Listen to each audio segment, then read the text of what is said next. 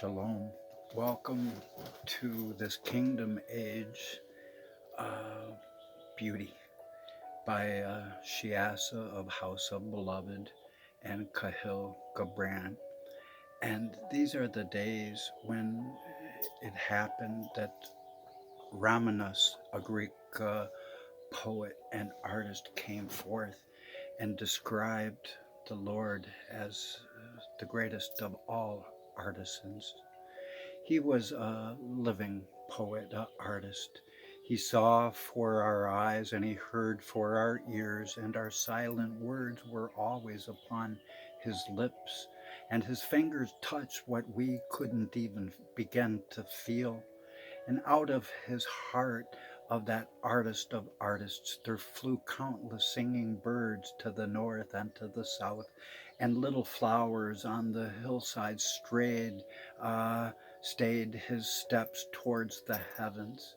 And he would always go forward, never backwards, while the rest all went two steps forward and one step back. Oftentimes, I have seen that artist of love who sculpts a heart and refines it into something beautiful from something ugly. I have seen him in the spirit looking down to touch the blades of grass. And in my heart, I have heard that artist of all artists. I've heard him say little green things. He loved to talk of color and even painted with the colors of the wind.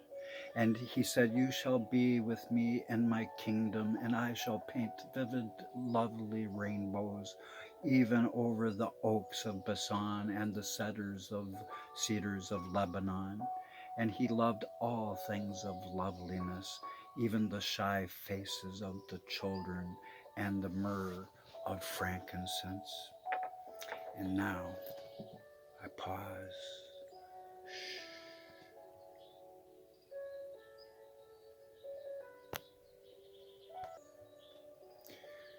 We need to pause and stop and smell the roses sometimes. And many think I'm an ignorant savage. They think I'm an arrogant, prideful man. I tell you truthfully, I am a piece of shit, and so are all of you. How arrogant and prideful is that? I have been misunderstood because God has called me to be his weapon in this world, one who has a sharp tongue. And so in this hour, I humble myself and say that none of us are any damn good, not even one, Romans 3:10. But yet, all believing like Shiasa and Cahill and I believe in love. We believe in love, and that is the Lord over all.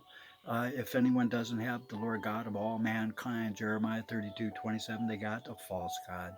If anybody doesn't have the good shepherd over all the flocks of man, they got a false God. So it's time to trade places. Watch Shiasa's video, Apocalypse, It Is Finished. And people think I've been an arrogant savage, and people are thin skinned, and we've been destroyed by our lack of knowledge so much in this hour. I guess it seems like I must be a savage. I don't know. But one thing is for sure, whatever land anyone has landed upon, the earth is increasingly becoming just a dead thing that we can claim. But we should know every rock and every tree and every creature has life, and every spirit has a name. And you think that only people who are your people of your Rah Rah Club, that only your people are those who will look and think like you. I tell you truly, all people look and think like you. Maybe not in exact ways, but we all have the same exact need. In our hollows, we have a void of love, and we must fill it with love unto overflowing if we are to become alive and leave the land of the walking dead, where our love has become but a noun instead of a verb in motion as a child. So you think that the only people who would love you are people that you love with your conditions, when there has never been condition to any love. If love is not faithful and dedicated and sold out, it is fake. And so it's time that if you've ever heard the wolf cry to the blue corn moon, as the words of color from Vanessa Williams' song says, or if you've ever asked a grinning bobcat why he grinned, can you sing with all the voices of the mountain, and can you paint with all the colors of the wind? Red and yellow, black and white, all are precious in his sight, and the vibrancy of his color has always been astronomical. And so, in this hour, as we all try to get along in the sandbox, it is time to realize more than ever that which is before us, so we can walk obediently by the Spirit as we pause again. And as the great artist of all, when he was with us, he gazed at us and at our world with eyes of wonder, for his eyes were not veiled with the veil of years, and all that he saw was clear in the kaleidoscope, beautiful colored light of his youth. For he would go to sleep every night dreaming of the sapphire sea on high, the crystalline bottomless blue ocean of the forgiveness, of the forgetfulness of the Lord's merciful love. And though he knew the depth of beauty because he had the eye that saw everything before it was, and he had the mouth that spoke it all into existence with the words, "Let it be." And he was forever surprised by the peace of such beauty and majesty, and beauty brings forth more after its own kind. And by his artistry, he created legions of artists that would prosper upon the earth and help the earth to prosper by seeing the beauty of the colors of the wind painted. And it was he whose senses were not dulled where ours have been dulled. We have gazed in full daylight, and yet we have not seen. We would cup our ears and not hear, and we would stretch our hands out, but we could not touch. And through all the incense of, even though all the incense of Arabia might be burned, we go our way and we would ourselves not smell. For we return not from the plowman who is returning from his field, nor do we hear the shepherd's flute when he leads his flock to the fold, nor do we stretch our arms to touch the sunset, and our nostrils no longer hunger after the rose of Sharon, if we fail to see the beauty in all. For everyone looks around and they see a miracle in everything, while others see a miracle in nothing.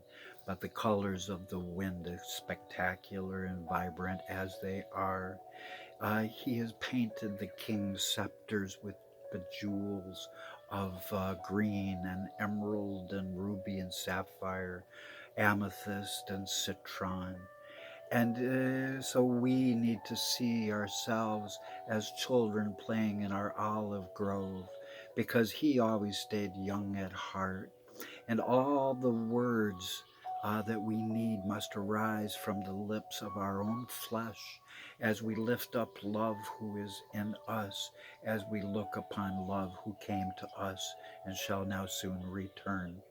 And so in this hour, in truth, we gaze, but we do not see. We hearken, but we do not hear. And how can we paint that which we cannot see? How can we describe the colors of God as colorful and vibrant when we only exist in a world of black and white? So if we adopt the black and white, then lost is the spectrum of the most intense, vibrant, and resplendent color of all. And to him, the lisping of a babe was not less than the cry of all mankind, while unto us it only is lisping.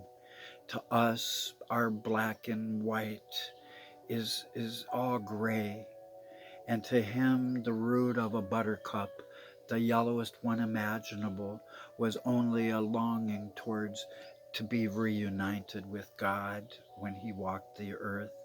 For Mercury begats Mercury, and in between does not change, and it is absorbed back into one another, because love is the root in the midst. And so, in this hour of love's greatest power, I pause one more time. And so it's time to come and run through the hidden pine trails of the forest of the beautiful artistry of the master artist as he paints. And it's time to taste the sun's sweet berries ripened by our sun of love as he arises to destroy all of our gross darkness. So come roll in the riches that are all around us, and for once never wonder what they're worth. The rainstorm and the river are my brothers. The heron and the otter are our friends, and we are all connected to one another in a circle, in a hoop that never ends and never could end, if we will appreciate the beauty of the colors of a kaleidoscope. And so, how high does the sycamore grow? If you cut it down, then you'll never know. So we must love each other and love the earth. And you'll never, ever be able to paint with any colors unless we scrap the black and white. And Shiasa knows better than any poet about black and white. So embrace the word of Shiasa now as we come to the end of the colorless world, not vibrant, not passionate. Let us awaken the color tray and let us dip into vibrant candy apple reds, emerald greens, sapphire blues. Let us use the brightest orange of a pumpkin, and let us paint with the pinkest of a flamingo and the soft green of a little toady. And in this hour of hearing the wind blow, bringing forth all the colors of the wind, the leaves of the trees are rustling, for the heavens are alive with the glory of color, if we will but claim our reward. So it's time to go out into the deep, and if we will, then all the colors of the world will be at our disposal, and we will be able to paint brand new masterpieces like we have never imagined before. And so here we go, one last pause. So receive now this word of what black and white is really all about in this world that should be filled overflowing with the colors of the rainbow. This is Shiasa of House of Beloved, and deep is calling you unto deep. Let your deep love seek out her deep love at her channel, House of Beloved. Funny thing, it wasn't funny. The Lord directed me to do this about 3 years ago, I think. The Lord had me email her and let her know that the Lord wanted me to lift up her ministry. And I had not yet had full understanding of why. I do now. And but in this hour, it is time that we realize that the colors of the wind are at our disposal. So know that to paint with black and white presents the artist with a responsibility, and it is time to realize that we need to grab on to our responsibilities. For if we don't, then we deceive ourselves and we make ourselves trip, because we know not where we go and we know not what we do, and we choose to be blind, we choose to be deaf. So to paint with black and white presents the artist with the responsibility to create using layers, dimensions, highlights, and shadows. And the artist seeking to replicate the face of God should be mindful about over bleeding those aspects, for the unuseful use of black and white will create discomforting blots of the grayest gray, which is most unseemly and ugly to behold. And it becomes rancid because there's no purity of white and no purity of black. It is a mix of both. And when presented to one coming, hungry for peace, when black and gray is presented for someone that needs love and direction for love, then gray is waking from a powerful dream, but lacking the memory of any particular part. Gray is something that is most confused, and in these days that the wise might shine as the stars, as Daniel 12 says, for those wise in the latter days listening to this woman who is revealed as the woman whose Satan has been removed in her ministry days, the days of the accuser of the brethren being no more, as it is written in Revelation 12. And so know that it's time to come out of Babylon. It's time to not look through a glass darkly any longer, for that is the veil that has covered the nations of Isaiah 25 that shall now be removed, even the veil of Isaiah 60, the gross darkness that has covered all mankind, including myself, Shiasa, and every spiritual leader. And so let gray not be confused no longer. Let us come out of the chaos of Babylon. Because will it rain or not, it doesn't matter, because what's going to happen is that the source of the smoke blotting out the sky, the gray of our lives, it is desireless, it is not passion, it is lukewarm, and all that embrace that drabness shall be as those vomited out of the mouth of love, because they've been letting their love die and dwindle and go down a whirlwind of spiritual bigotry and racism.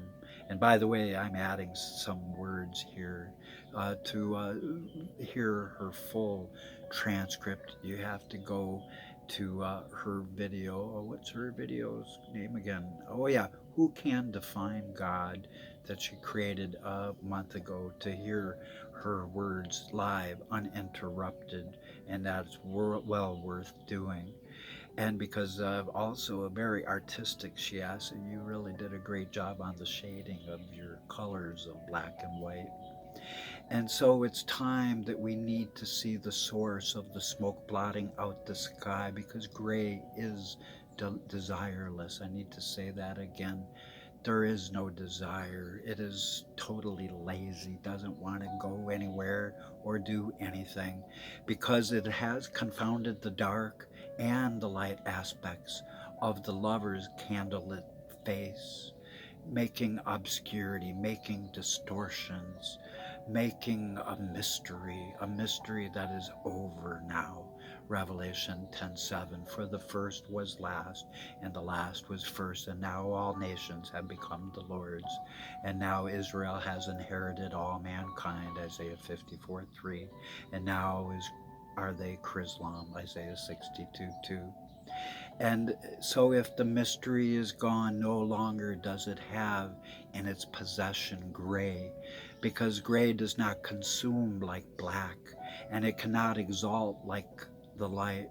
And yet every artist and every painter, we need to know that our own canvas, if we do not perceive the color or the beauty that the Lord is sending us around us, it will return gray at the end of our days.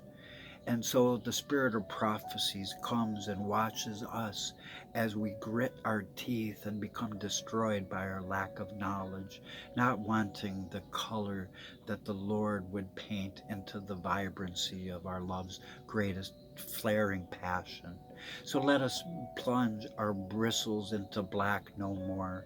Let us no more believe that we can capture beloved through unbending lines and measured rules in the religiosity of unloving religion. Let us thrive and be alive with loving spirituality for all people. For these are the days that all artists must rush on. And for this is the time that is determined for all those who are putridly pious, rigid with the power of unloving black, the vipers and the snakes of religiosity that Christ always condemned. But yet he condemned them not. In actuality, he only condemned their actions. He loved them. And in this hour, the reason why it is written in Malachi 2 that he would put a diarrhea shit dung crap pie up people's nose like a rubber hose so they're drinking it down like some chocolate milk is the curse of Malachi 2 is for those not embracing the blessing of Malachi 3:1, the message of Malachi 3:1 that prepares his way. For in this hour, beloved is saying to all people who have not and will not commit blasphemy of the Holy Spirit, he's saying to all people whose love is as a little child, he says, I love you. And because I love you, I am your God. You are my people. I have forgiven all of your iniquity, all of your sin, and I shall never remember it. Sending Satan to the pit for 1,000 years, as Daniel 12 foretells would happen in the days of Sheassam, my daughter, the woman of Revelation 12, whom was seen by John the Beloved. And so in this day, she has joined John the Beloved with the house of Beloved, for there is John whispering into her ear by the spirit of beauty and the spirit of the color of the wind. For John the Beloved and the spirit of the prophets has blown in her direction, and with the fluttering whitest doves of our dove of love, she has mounted up on the eagle's wings of that, yeah, be out in a minute, of that beautiful eagle, most regal eagle of the eons, because she shall have victory, because he who is victory is living strong as love within her. So fall on the rock, all who might be putridly pious and rigid with the power of black, for there now comes a tangle of two dimensions, and it will be that will be oblivious to a fourth dimensional space. And this darkness will be absorbing the artist's very own eye, and a veil that will fall over all the art. And there is now nowhere that darkness isn't. And so the darkness and the artist and the brush have become redundant in these days. And the redundancy has caused the obsolescence of all religion upon planet Earth, aside from the religion of God's unconditional love and unconditional forgiveness. This is that one world condition and religion. But it's the faith, and the just shall live by that faith. My soul might not be upright, but there is no good man, not even one. None of the religions of the world resemble that which was in the beginning. So it is time that the beloved takes back the brush and turns their own waters black no more, so that the artist might be free again to choose the most vibrant blues and most yellow yellows and the oranges oranges. And the artist can then rip aside the veil and be appalled no more at the outcome of darkness alone.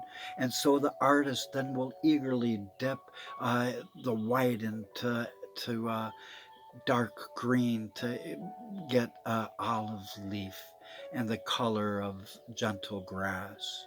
But with the intimidation of the soul's very own nudity, the artist's hand is clenched over the brush, as many of us blush, because we're allowing our beloved to see our truest heart of hearts, because we foolishly have thought that he could not read our minds and know what we think before we have thought those thoughts.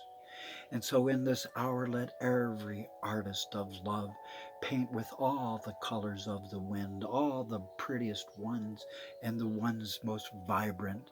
For as people look at that art, they will be mesmerized and hypnotized by the memories of such rainbow shaded light, which has been now painted over all the dark lines. So let all artists of color go forth in the name of love and the name of peace, as all those warmongers go forth into the blackest black imaginable. But rejoice, beloved, for we can bring light to our most beautiful paintings that our beloved has inspired us to create through orderly and dutiful circles. So let us see that we need to be artists, strong in his love, faithful in his direction, and unable to be provoked by lines from lines of yesteryear that we can paint over with colors that will destroy all that was drab and ugly to behold. And so it's time we need to be resorting to zeros no more. It's time to become one. To become one, then we cannot find the white that is in the hand of he who is the whitest of the white, the holiness of the absence of darkness. For his tangled dimensions have been hung in their very own darkness. And us, his artists of love, we will now be able to finally find the source of the most beautiful beauty from which all white can be projected from and blended to soften the intensity of the eye of a tiger who winks at us in the beauty of change.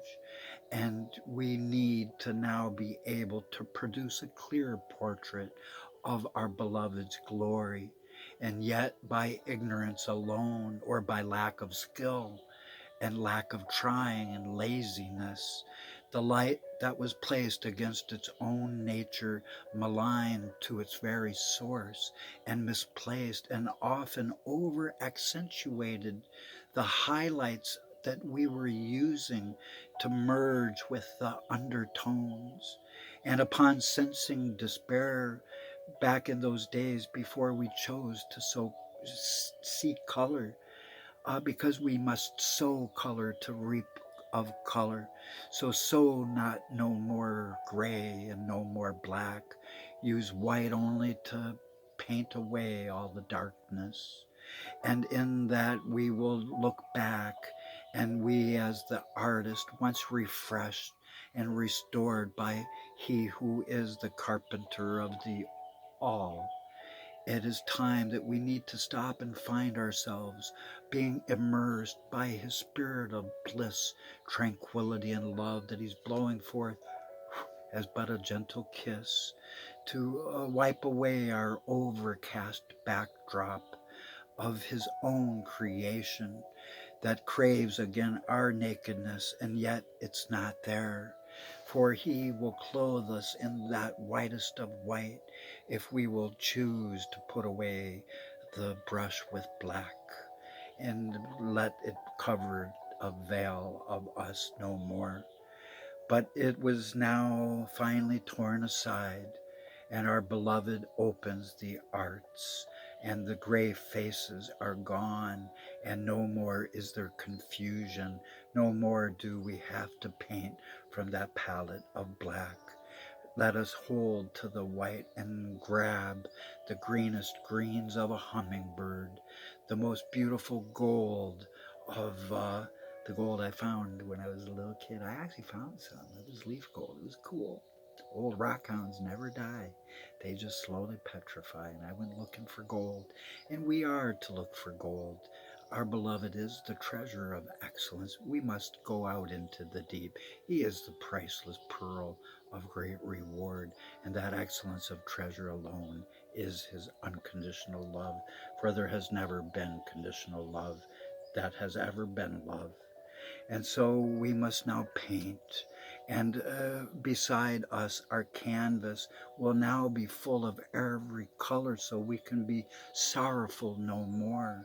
And then neither ashamed will we ever be, no more will we have to sigh of our drab and bleak, colorless creations of art that is not vibrant and alive.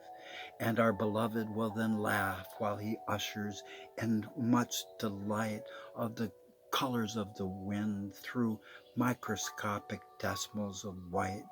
And then the pixels of black will be releasing their position into space in order to stand back side to front, from the beginning, because it is the end.